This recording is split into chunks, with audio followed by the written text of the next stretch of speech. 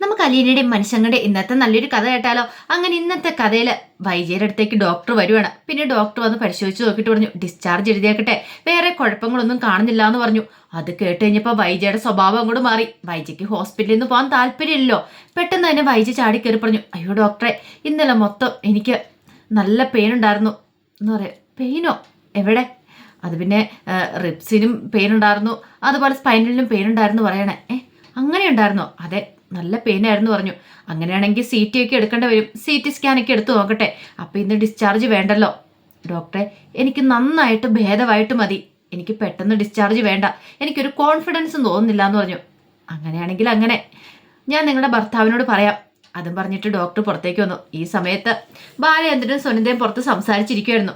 അപ്പം സുനിത ചോദിച്ചു, അല്ല ഇനിയിപ്പം രോഹിത്തിൻ്റെ കാര്യം എങ്ങനെയാണ്? ഈ വർഷമോടെ കഴിഞ്ഞിട്ടുണ്ടെങ്കിൽ അവൻ്റെ എൻജിനീയറിംഗ് തീരത്തില്ലേന്ന് ചോദിച്ചു. അതെ, അതിനുശേഷം അവന് വേറെന്തെങ്കിലും കോഴ്സിന് ചേർക്കണം. അങ്ങനെയൊക്കെ അതിനെക്കുറിച്ചൊക്കെ സംസാരിച്ചിരിക്കുകയാണ്. അപ്പോഴേക്കും ഡോക്ടർ അങ്ങോട്ട് വന്നു. ഡോക്ടർ വന്നിട്ട് പറഞ്ഞു, ബാലേന്ദ്ര, നിങ്ങളുടെ ഭാര്യ ഇന്ന് ഡിസ്ചാർജ് ചെയ്യാമെന്ന് കരുതിയിരുന്ന, പക്ഷേങ്കിൽ അവർക്ക് റിബ്സിനും സ്പെയിനും ഒക്കെ പ്രശ്നമുണ്ടെന്നാണ് പറയണേ. നല്ല വേദനയുണ്ടെന്ന് പറയണോ? അങ്ങനെയാണെങ്കിൽ ഒരു സി ടി സ്കാൻ എടുക്കണം. ഇത് കേട്ടപ്പം ബാലേന്ദ്രൻ്റെ കാര്യം മനസ്സിലായി. ബാലേന്ദ്രൻ പറഞ്ഞു, അങ്ങനെ ആയിക്കോട്ടെ ഡോക്ടറെ, പിന്നെ അവർക്ക് നല്ല വേദനയുണ്ട്, അവർക്ക് നന്നായിട്ട് കുറവായിട്ട് വീട്ടിൽ പോയാൽ മതി എന്ന് പറയുന്നു. അതങ്ങനെ മതി ഡോക്ടറെ, നന്നായിട്ട് കുറവായിട്ട് പോയാൽ മതി, അതിനുശേഷം ഡിസ്ചാർജ് ചെയ്താൽ മതി എന്ന് പറഞ്ഞു. ഡോക്ടർക്ക് പിന്നെന്താ ബുദ്ധിമുട്ട്? ഡോക്ടർ അങ്ങോട്ടേക്ക് പോയി. ആ സമയം സുനന്ദ ബാലേന്ദ്രനോട് പറഞ്ഞു, അല്ല ബാലേട്ട, ഒന്ന് സംസാരിച്ചു നോക്കിയാലോ? ആരോട്? അവളോടോ? സംസാരിച്ചിട്ടൊന്നും ഒരു കാര്യമില്ല, നമ്മളെന്തിനാ ഇവിടെ വെറുതെ നിൽക്കുന്നേ? അതുകൊണ്ട് കാര്യമൊന്നുമില്ല. നീ ഒരു കാര്യം ചെയ്യ, പോയി യാത്ര പറഞ്ഞിട്ട് വരാൻ പറയണം. അങ്ങനെ സുനന്ദ അങ്ങോട്ടേക്ക് പോയി. ആ സമയത്ത് അലീനയെ ബാലേന്ദ്രൻ വിളിച്ചു. അപ്പോഴേക്കും അലീന ചോദിച്ചു, എന്തായി വെച്ച കാര്യങ്ങൾ? ഇന്ന് അമ്മയെ ഡിസ്ചാർജ് ആവുമെന്ന് ചോദിച്ചു. എവിടെന്ന്? അവളെങ്ങൊന്നും ഡിസ്ചാർജ് ആകത്തില്ല. അല്ലച്ചാ, രോഹിത് അവിടെ വന്നായിരുന്നോ എന്ന് ചോദിച്ചു. ഇല്ല, ഞാൻ അപ്പോഴേ പറഞ്ഞല്ല അച്ഛാ, എന്തോ ഒരു പ്രശ്നമുണ്ടെന്ന്. രോഹിത് അങ്ങോട്ടേക്കല്ലെന്ന്. ശരി ശരി, ഞാൻ വിളിക്കാൻ പോളേന്ന് പറഞ്ഞു. അപ്പോഴേക്കും സുനന്ദ അങ്ങോട്ടേക്ക് വന്നു. അതേസമയം ബാലേന്ദ്ര സുനിതയോട് പറഞ്ഞു, ഒരു 2 മിനിറ്റ് ഞാൻ വൈജി ഒന്ന് കണ്ടിട്ട് വരാമെന്ന് പറഞ്ഞു. അങ്ങനെ വൈജയുടെ മുറിയിലേക്ക് വന്നു. വൈജയോട് പറഞ്ഞു, അപ്പം നീ ചില തീരുമാനങ്ങളൊന്നും എടുത്തല്ലേ, നിനക്ക് ഇവിടുന്ന് പോരാൻ താല്പര്യമില്ല, ആയിക്കോട്ടെ, നീ ഇവിടെ തന്നെ കിടന്നു, നിന്റെ തീരുമാനങ്ങൾ ജയിക്കട്ടെ എന്ന് പറഞ്ഞു. അത് കേട്ട് കഴിഞ്ഞപ്പോൾ വൈജയന്തി പറഞ്ഞു, അതെ, ഈസി ആയിട്ട് എന്നെ അങ്ങോട്ട് കടത്തിക്കൊണ്ട് പോകാന്ന് നിങ്ങൾ വിചാരിച്ചില്ലേ? വൈജയന്തി തീരുമാനം എടുക്കുന്ന കൈയും കാലും കൊണ്ടല്ല, ബുദ്ധി ഉപയോഗിച്ചാണ്, തലയും ഉപയോഗിച്ചാ. അത് നിങ്ങൾക്ക് ഇനിയും മനസ്സിലായിട്ടില്ലല്ലേ എന്ന് ചോദിച്ചു. അത് കേട്ടപ്പോൾ ബാലേന്ദ്രൻ പറഞ്ഞ, അയ്യോ അടിയനും മനസ്സിലായിട്ടില്ല, നിങ്ങൾക്ക് എന്തറിയാം, അല്ലെങ്കിൽ നിങ്ങളോട് പറഞ്ഞിട്ട് കാര്യമൊന്നുമില്ല.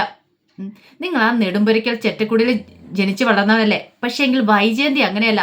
വൈജയന്തി കൈതയ്ക്ക് മാളിക വീട്ടി കുഞ്ഞിരാമ മേനോന്റെ മകളായിട്ട് മാളിക വീട്ട ജനിച്ചതാ, വളർന്നതും അങ്ങനെ തന്നെയാ.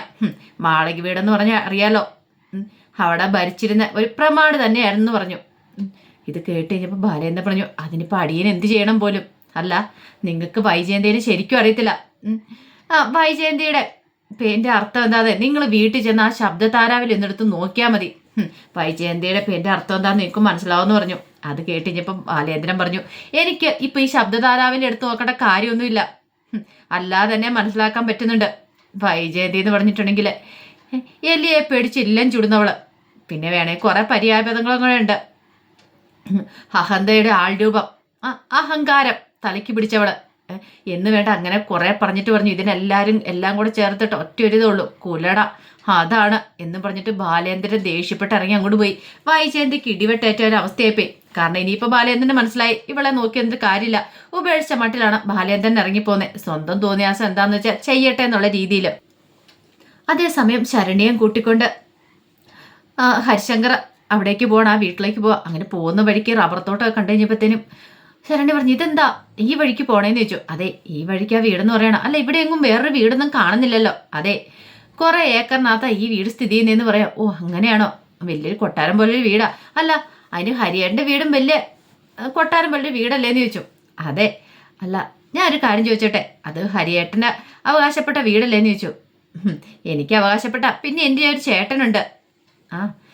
അല്ല, ചേട്ടനും കൂടെ വേണ്ടതല്ലേന്ന് ചോദിച്ചു. അതൊക്കെ വേണം, പക്ഷെ എന്നാലും വീട്ടിലെ ഇളയ പുത്രനല്ലേ ഞാൻ, അപ്പൊ വീട്ടിൽ നിൽക്കേണ്ട ആള് ഞാനല്ലേ, അപ്പൊ പിന്നെ എനിക്ക് ആയിരിക്കും ആ വീട് കിട്ടുന്നതെന്നൊക്കെ പറഞ്ഞു.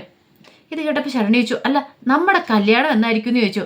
അപ്പോഴേക്കും അവൻ പറഞ്ഞു, കല്യാണം ഇനിയിപ്പോൾ എൻ്റെ പഠിപ്പ് കഴിഞ്ഞിട്ട് എനിക്ക് എന്തെങ്കിലും ജോലി വാങ്ങണ്ടേ, അതിന് ശേഷം മതി. പിന്നെ നിന്റെ പഠിപ്പൊന്നും തീർന്നില്ലല്ലോ, നീ ഇനിയിപ്പം കല്യാണത്തിന് ശേഷം പഠിച്ചാൽ മതി എന്നൊക്കെ ഇങ്ങനെ ശരണ്യയോട് പറയാ. ശരണ്യ അതൊക്കെ വിശ്വസിച്ചു. ഇതേ സമയത്ത് ജോമോനെ ഹരിശങ്കറിനെ വിളിക്കണേ. ഹരിശങ്കറിനെ വിളിച്ചിട്ട് ചോദിച്ചു, എടാ എവിടെ എത്തിയെന്ന് ചോദിച്ചു. ഇത് ഞങ്ങൾ എത്തിക്കൊണ്ടിരിക്കുമെന്ന് പറയണം. അപ്പം ശരണ്യയ്ക്ക് ഒരു സംശയം തോന്നരുതല്ലോ. എടാ അവിടെ എന്തായി കാര്യങ്ങൾ? ഇവിടെ എല്ലാം സെറ്റായി, നീ വന്നിട്ടോ കേക്ക് മുറിക്കുന്നുള്ളെന്ന് പറഞ്ഞു. ശരി ശരി, ഞാൻ വന്നിട്ട് കേക്ക് കെട്ടിയതാൽ മതി എന്നൊക്കെ പറയാം. അപ്പം ശരണ്യയ്ക്കും കൂടെ ഒരു വിശ്വാസം വരണം. പിന്നെ അവിടെ എന്തെങ്കിലുമൊക്കെ മിച്ചം വെച്ചേക്കണം കേട്ടോ, ഇവിടെ എല്ലാ സാധനങ്ങളും മിച്ചം ഉണ്ടാ, നീ ധൈര്യമായിട്ട് ഇങ്ങോട്ടേക്ക് പോരെ, എപ്പോഴെത്തു, ദേ ഇപ്പം തന്നെ എത്തുമെന്ന് പറഞ്ഞു. അങ്ങനെ കോള് കട്ട് ചെയ്ത് ജോമൻ. ആ സമയത്ത് രോഹിത്ത് പറഞ്ഞു, എനിക്ക് ആകെപ്പാടെ പേടിയാവുന്നുണ്ട് ഇതൊക്കെ കണ്ട്. എന്തിന്? അല്ല ഇതൊക്കെ, എടാ നീ ഇങ്ങനെ പേടിച്ചാൽ എങ്ങനെയാ ശരിയാന്നേ, കാരണം കുറേ മദ്യക്കുപ്പികളും ഫുഡും കാര്യങ്ങളും എല്ലാം അവിടെ ഉണ്ടായിരുന്നു. പിന്നീട് നരനോട് പറഞ്ഞു, നീ ഇതെല്ലാം കൂടെ കൊണ്ട് ആ ടേബിളിലേക്ക് വെക്കടാന്ന് പറയണം. അപ്പോഴേക്കും രോഹിത്ത് പറഞ്ഞു, എടാ ഇതൊക്കെ എവിടുന്നാ? ഇതൊക്കെ ഞങ്ങൾ സംഘടിപ്പിച്ചു, ഇതെല്ലാം വാങ്ങിച്ചുകൊണ്ട് വെച്ചാന്ന് പറയണം. പക്ഷെ രോഹിത്തിന് എന്തൊക്കെയോ ഒരു പന്തികേട്, വല്ലാത്തൊരു ടെൻഷനുണ്ട്. ആദ്യമായിട്ടാണ് ഇങ്ങനെ, അതിൻ്റെതായ ഒരു ബുദ്ധിമുട്ടും കാര്യങ്ങളൊക്കെ ഉണ്ട്. ഹരിശങ്കറിനൊന്നും ഇത് പുത്തിരിയുള്ള കാര്യമല്ലല്ലോ. അങ്ങനെ ഒടുവിൽ ആ വീടിന്റെ മുറ്റത്തേക്ക് ഹരിശങ്കർ ശരണ്യയും കൊണ്ട് വരുവാണ്. ആ സമയം ശരണ്യ ചോദിച്ചു, അല്ല വലിയ വീടാന്നല്ലേ പറഞ്ഞേ, ഞാൻ കരുതി വലിയ ബംഗ്ലാവായിരിക്കുന്നു. എന്താ നിനക്ക് ഈ വീട് പോരെന്ന് ചോദിച്ചു. അല്ല ഞാൻ അങ്ങനെയല്ല ഉദ്ദേശിച്ചേ എന്ന് പറഞ്ഞു. പിന്നീട് ഇങ്ങനെ ചുറ്റുമൊക്കെ നോക്കണം, എവിടെയെങ്കിലും ആരെയും കാണുന്നില്ലോ എന്ന് പറഞ്ഞു. അത് ആൾക്കാരെ വീടിനുള്ളിലല്ലേ, പുറത്താണോ എല്ലാവരും വന്ന് നിൽക്കണമെന്ന് ചോദിച്ചു. പിന്നീട് ഹരിശങ്കർ കുറച്ച് കോള എടുത്ത് കുടിക്കുകയാണ്. അവളോട് ചോദിച്ചു, അല്ല നിനക്ക് വേണോന്ന് ചോദിച്ചു. എനിക്ക് വേണ്ട, കോള ഒന്നും വേണ്ടാന്ന് പറഞ്ഞു. കോള വേണ്ടെങ്കിൽ വേണ്ട, നീ കുറച്ച് വെള്ളം കുടിച്ചോളാൻ പറഞ്ഞു. അങ്ങനെ ആ വാട്ടർ ബോട്ടിൽ അങ്ങ് എടുത്ത് കൊടുത്തു. പെട്ടെന്ന് ശരണ്യക്ക് ടെൻഷനൊന്നും തോന്നിയില്ല, സംശയവും തോന്നിയില്ല. ശരണ്യ അത് വാങ്ങി അങ്ങനെ കുടിക്കുകയാണ്. ആ സമയത്ത് ഹരിശങ്കർ നോക്കി, അതിനകത്ത് മറ്റേ മയക്കുമരുന്ന് കലർത്തിയിട്ടുണ്ട്. കുറച്ച് കഴിയുമ്പോഴത്തേനും അവൾ ബോധം കെട്ട് കിടന്ന് ഉറങ്ങിക്കോളും. അങ്ങനെ അത് കുടിച്ചുകൊണ്ടിരിക്കുന്ന സമയത്ത് കുറേ വെള്ളം കുടിച്ചു കഴിഞ്ഞപ്പോഴത്തേനും ഹരിശങ്കർ പറഞ്ഞു, മതി ഇനി മതി, അവിടെ ചെന്നിട്ട് ഫുഡൊക്കെ കഴിക്കാനുള്ളതല്ലേന്ന് പറഞ്ഞു. ഫുഡോ?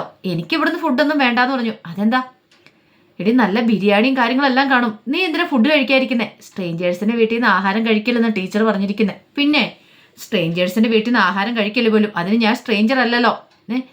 നിന്റെ കാമുകനല്ലേ, നിനക്ക് എന്നെ വിശ്വാസം ഇല്ലേന്ന് ചോദിച്ചു. വിശ്വാസമുണ്ട്, എന്നാലും അത്ര ശരിയാവും തോന്നില്ല. വേണ്ടെങ്കിൽ വേണ്ട എന്നൊക്കെ ഇങ്ങനെ ഹരിശങ്കർ പറഞ്ഞു.